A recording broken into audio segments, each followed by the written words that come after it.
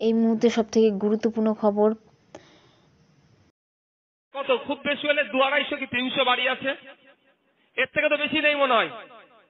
সেই 250-300 বাড়িতে বুথ কমিটিতে, আমাদের নির্বাচনী কমিটিতে 30 জন 35 জন করে আছে এক একটা বুথে আমাদের অ্যাক্টিভ কর্মী।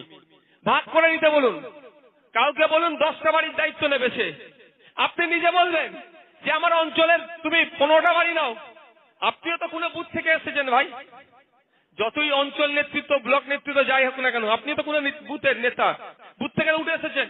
তো আপনি নিজে দায়িত্ব নিয়ে নেবেন যে আমি এই 20টা বাড়ির দায়িত্ব নিচ্ছি, ওদেরকে কনভিন্স করি ওর ভোটটা কিভাবে আইএসএফ এর খাম চিহ্নতে দেওয়া যায়, তার দায়িত্ব আমি 20টা নিচ্ছি, তুমি 5টা নাও, তুমি 15টা নাও, তুমি 10টা নাও, এইরকম করে ভাগ করে দেবেন বুথ ভিত্তিক। মানে আমাদের এই যত বাড়ি আছে এই নির্বাচনী ক্ষেত্রে, আমাদের প্রার্থী মাস্টার মশাই মেঘনাথ সাহেব প্রাক্তন মাস্টার হাই স্কুলের যত বাড়ি, সব বাড়িতে পৌঁছাতে পারবে কি ভাই? সব বাড়িতে পৌঁছানো সম্ভব? বিধানসভাতেও সম্ভব নয়, শুধুমাত্র সম্ভব হতে পারে সমিতির বা পঞ্চায়েত নির্বাচনে। তাহলে ইনি পৌঁছাতে পারবেন না, কিন্তু ইনার ড্যামি বা ডেমো তো পৌঁছাতে পারবে ভাই।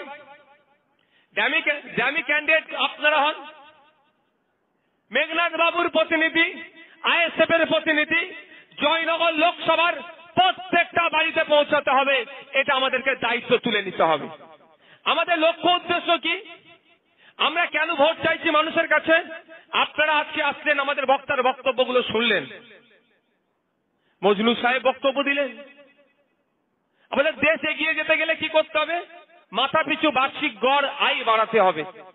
আমাদের নাই। আমি যে রাজ্যে আমাদের ফিরে আসি, এখানে কৃষি প্রধান এলাকা, মানুষ মাছ চাষের সাথে তো যুক্ত থাকে। এদের কৃষকদের মাসিক গড় আয় কত? 7,000 টাকার নিচে। মাছ চাষিদের বেশি গড় আয় নয়। এইগুলোকে বাড়াতে গেলে এদের বিজ্ঞানসম্মতভাবে চাষ করার জন্য উৎসাহিত করতে হবে। এটা তো পশ্চিমবাংলার বিধানসভায় আপনাদের বিধায়ক তথা সংযুক্ত মোর্চার বিধায়ক তো বলছে। এই আওয়াজটা শুধুমাত্র পশ্চিমবাংলায় বিধানসভায় সীমাবদ্ধ রাখতে চাইছি না আমরা। এই আওয়াজটা আমরা এখানে জয়নগর থেকে পার্লামেন্টে পৌঁছাতে চাইছি। পার্লামেন্টে কে বলবে? জনগণের জনপ্রতিনিধি বলবে। জনগণের জনপ্রতিনিধি পার্লামেন্টে বলবে। না হলে যাদেরকে পাঠাচ্ছেন বিগত মনে 10 বছর পাঠিয়ে রেখেছেন তো ভোট দিয়ে, লাভটা কি হয়েছে? একটা ভিডিও ক্লিপ ছাড়তে বলুন না, যে পার্লামেন্টের মধ্যে গিয়ে এই জয়নগরবাসীর কথা ভেবে তাদের জন্য প্রতি বছরে যেভাবে প্রাকৃতিক দুর্যোগের ফলে বাঁধগুলো ধ্বংস হয়ে যায়, বালির বাঁধগুলো নষ্ট হয়ে যায়, তার পরিবর্তে বিজ্ঞানসম্মতভাবে বাঁধ নির্মাণের কথা বলেছেন বা কংক্রিটের বাঁধ নির্মাণের কথা বলেছেন। এই একটা ভিডিও দেখাতে পারবেন? আমার মনে হয় পারবে না। আমি চ্যালেঞ্জ দিচ্ছি, আমি এই জায়গাতে কর্মী সম্মেলন থেকে আপনাদেরকে চ্যালেঞ্জটা তুলে দিচ্ছি, আপনারা গিয়ে বুথে বুথে পৌঁছে যান।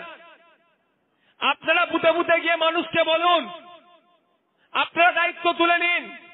যে কথা আমরা বলছি সেটাই যে আপনারা শুধু আপনাদের মুখ থেকে বলবেন। আমরা এখানে যে কথাগুলো বললাম আজকে বলছি আমরা, সেটাই গিয়ে বলুন যে আমাদের বিদায়ী এমপিকে যে আমরা ভোট দিয়ে পাঠালাম, আমাদের লাভটা কি হয়েছে, আমাদের জন্য কথা কথা পার্লামেন্টের মধ্যে বলেছে, সেটা দেখাতে বলুন। তখন তো মানুষের মাথায় চোখ করে ঘুরে যাবে।